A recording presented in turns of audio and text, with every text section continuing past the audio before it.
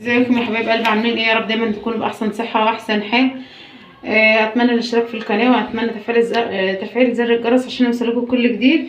النهارده ان شاء الله هنعمل مع بعض الفراخ الكنتاكي. هنجيب فرخه اهي كيلو ونص او كيلو وربع، يعني او كيلو 200، يعني كيلو و200 جرام، كيلو 300 جرام، مش هتزيد عن كده عشان تستوي معانا وتبقى كويسه. هنشوف نعمل المحلول اللي بتاعها اللي هنتجه فيه، ونشوف هنعمل ايه مع بعض. ادي الفراخ بتاعتنا هي مقطعينها كلها قطع صغيره اهي، ونشوف هنعمل ايه مع بعض. كوبايه لبن اهي، انا اولا هستخدم كوبايتين لبن، بس انت حسب الكميه اللي انت هتعمليها.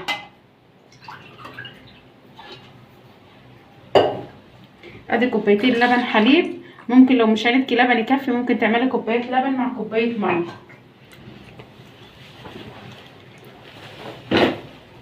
هنجيب علبه من الزبادي، زبادي طبيعي، علبه الزبادي اللي هي العاديه، بس كل واحد حسب الكميه بتاعته. انا عندي مقادير فرخه كيلو ونص.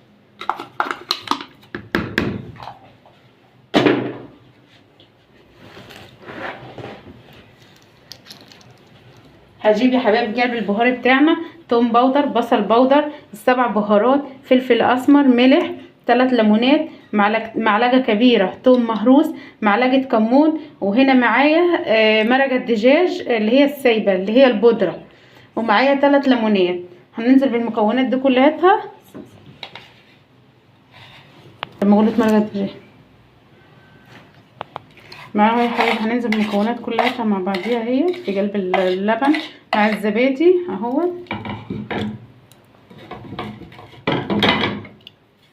اهي المكونات كلها نزلنا هي بيها.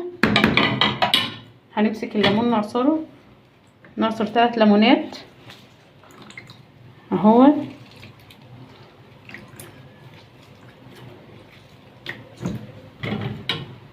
وهي حبايب قلبي اتمنى ان شاء الله تجربوها. دي فراخ كنتاكي اللي بنشتريها من بره، بس انت هتعملها في البيت، حاجه نظيفه وحاجه مضمونه، واحسن ما تشتريها من بره 100 مره. حاجه انت عاملاها وضمنها بايدك اهو يا حبايب قلبي. عصرت 3 ليمونات،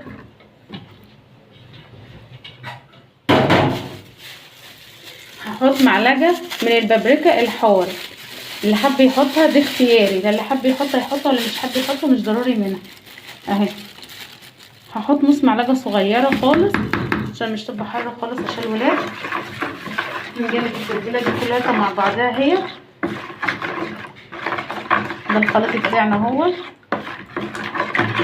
هنجيب المضرب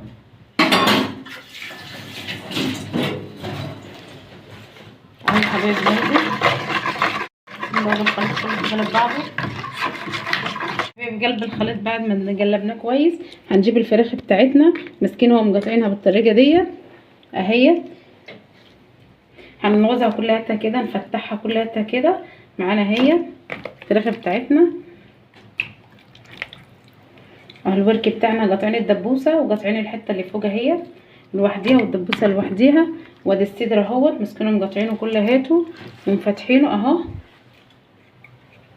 اهو اهو يا حبايبي قلبي اهو.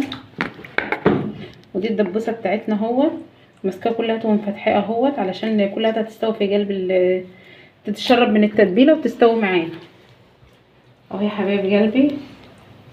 دي الكتف اهوت، الصدر اهو، ودي الدبوسه بتاعتنا اهي. هنمسكها ونغززها كلها كده، نعمل فيها فتحات كده اهي اهو يا حبيبي. هنمسك كلها، لازم نعملها بايدينا، مش ينفع جونت عشان نخلي اللحم الفراخ بتاعتنا تتشبع بالخليط اللي هي منقوعه فيه.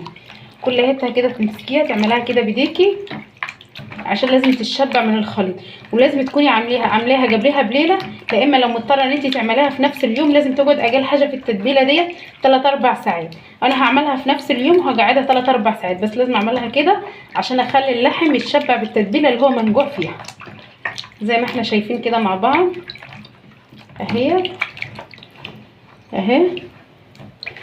وهنسيبها خالص، نغطي عليها ونحطها في التلاجة ونسيبها لمدة 4 ساعات ونشوف هنرجع مع بعض هنعمل ايه مع بعض.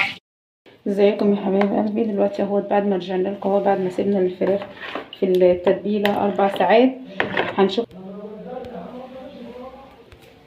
طبعا يا حبايب قلبي اهو بعد ما رجعنا مع بعض اهوت بعد 3 ساعات اهوت، والفراخ بتاعتنا في التتبيله اهيت. قلنا نسيبها 3 4 ساعات في التتبيله او نسيبها ليله كامله.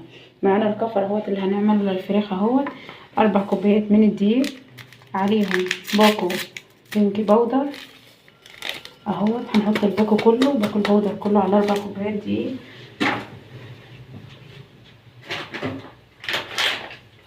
ومعانا دقيق ذرة اصفر اهوت، يبقى 4 كوبايات دقيق عليهم كوبايتين من الذرة الاصفر. دي بيجي من عند اي عطار او من عند اي حد اهو، من اي سوبر ماركت او من عند اي عطار. دقيق ذرة اصفر هنحط على 4 كوبايات كوبايتين دقيق ذرة اصفر اهو، مع 4 كوبايات من الدقيق الابيض. وباكل بيكنج باودر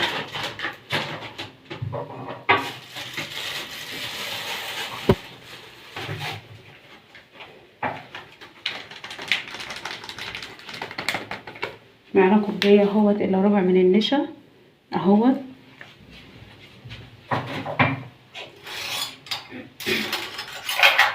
ومعانا البهار بتاعنا، فلفل اسمر، بابريكا حطها حر على بارد. وادي 4 مكعبات من المرق، معدل 4 مكعبات من المرق. دي باودر، اللي عايز يحطها مكعبات بيحطها، بس بتهريها الاول قبل ما تحطيها. ومعلقه ملح ومعلقه كركم. نقلب المكونات دي كلها مع بعضيها اهي، مكونات كويس. دي الكفر اللي هنعمل بيه الفراخ بتاعتنا. هنقلبه كويس كلها عشان المكونات كلها تنزل مع بعضيها.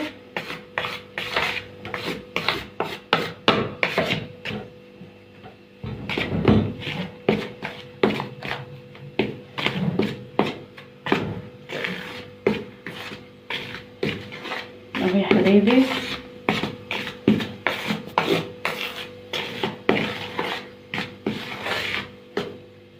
كده خلصنا المكونات بتاعتنا.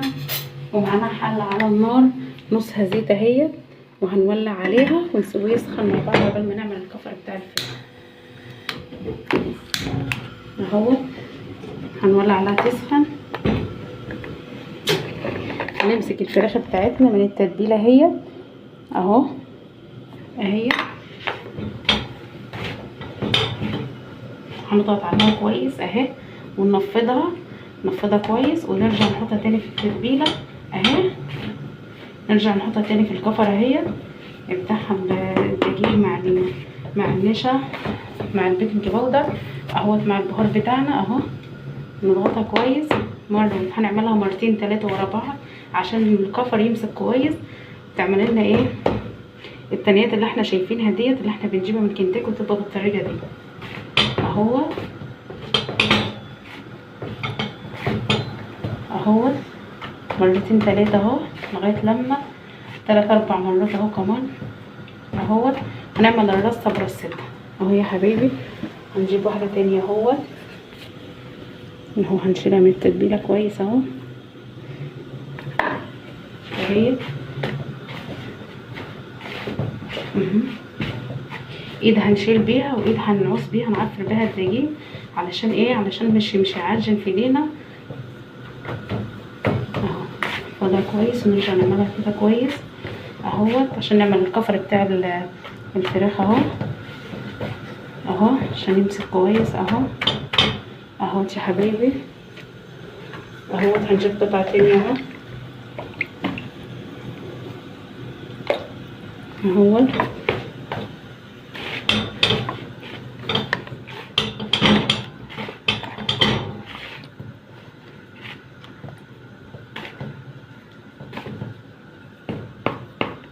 اهو. الصدر اهو معانا اهو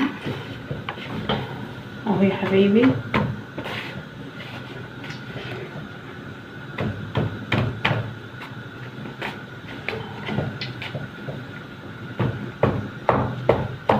اهو. نعمل كذا قطعة مع بعض اهو. حبيبتي بندب 60 اهو. اهو يا حبيبي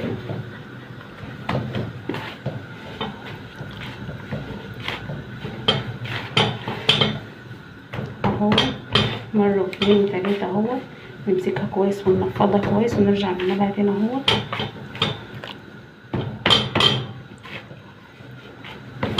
اهو اهو معانا الزيت بتاعنا سخن اهو. هنعمل ايه اهو، هننزل الفراخ بتاعتنا اهو في قلب الزيت. هو لسه مبتدي يسخن كده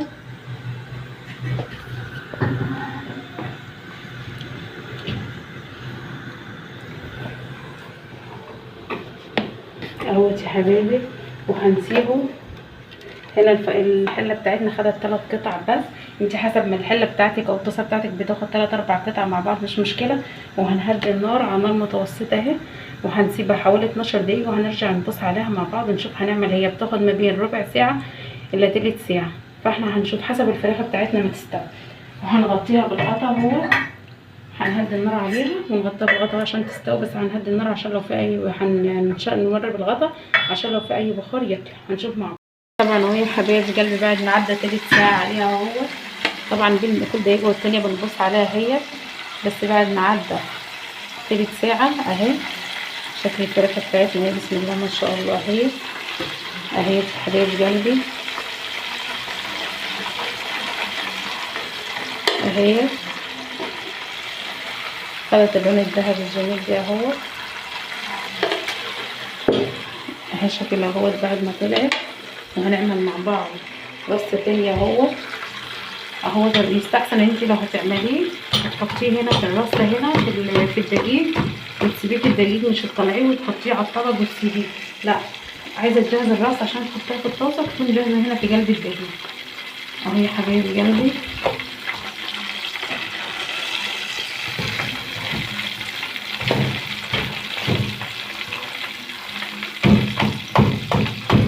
اهوت على نار عاليه، وبعد كده بنهدي النار خالص اهوت ونسيبها حوالي تلت ساعه ونرجع نشوفها تاني مع بعض اهوت. نغطيها ونسيبها.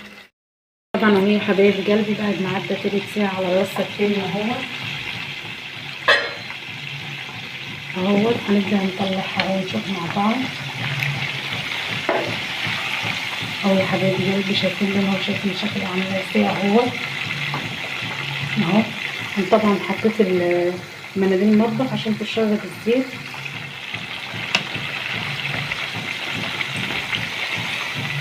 اهو يا حبايبي قلبي. شايفين الفخر شايفينها عامله ازاي اهي بسم الله ما شاء الله. ده زيتوته هي مش مستحمله والله خالصه، مستويه خالصه زي العسل اهي اهي بشكلها هي. وهنحط ان شاء الله الرصه التانيه هنشوف هنعمل ايه مع بعض اهو يا حبايبي. اهو يا حبايب قلبي اهو هنحط الرصه اهوت اهوت اهوت.